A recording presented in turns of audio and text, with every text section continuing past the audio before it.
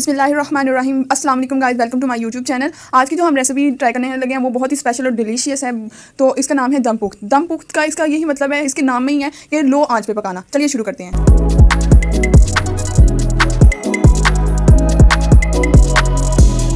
اس کے لیے جو ہمیں انگریڈینٹ چاہیے ہوگا, آپ نے گوشت لے لینا, مٹن لے لیں یا بیف لے لیں, ٹھیک ہے. آپ کے پاس میٹ ہونا چاہیے اور ساتھ میں آپ کے پاس فیٹ مسٹ ہونا چاہیے.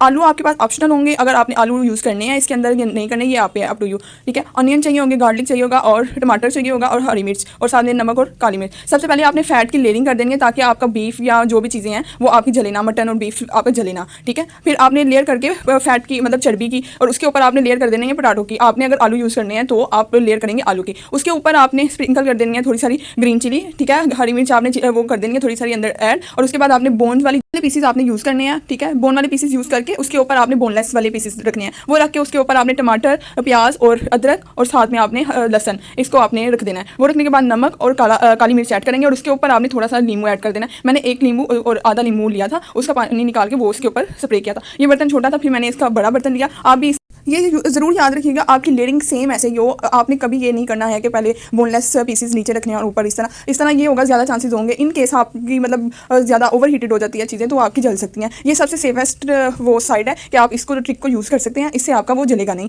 وہ بیف یا جو بھی ہے. چکن اگر آپ نے چکن دم پخت پکانا ہوگا اس کے لیے آپ کی ٹائمنگ کا جو ہوگا وہ ٹائمنگ کے اکارڈنگ ہوگا, ٹھیک ہے. اب اس کی لیئرنگ کرنے کے بعد اب آپ نے آٹا لے کے اس کے کور کو اچھے سے کور کر دینا ہے تاکہ آپ کی اسٹیم باہر نہ آؤٹ ہوئے, کیونکہ ہم نے اسٹیم کے ذریعے ہی یہ بیف کو ہے نا پکانا ہے, ٹھیک ہے. اس کے اوپر آپ ڈھکن کے اوپر اگر سوراخ ہے تو اس طرح کر لیں, میں نے فائل پیپر یوز کر کے. تو اس کے اوپر اسٹارٹنگ میں نے اس کو 5 سے 10 منٹ کے لیے ذرا میڈیم ہیٹ پہ کوک کیا تھا تاکہ چیزیں گرم ہو جائیں, اور اس کو بعد پھر میں نے 3 گھنٹے کے لیے اس کو میں نے لو مطلب لائک دانا جو آگ ہوتی ہے نا اس کے اوپر کوک کر دیا تھا.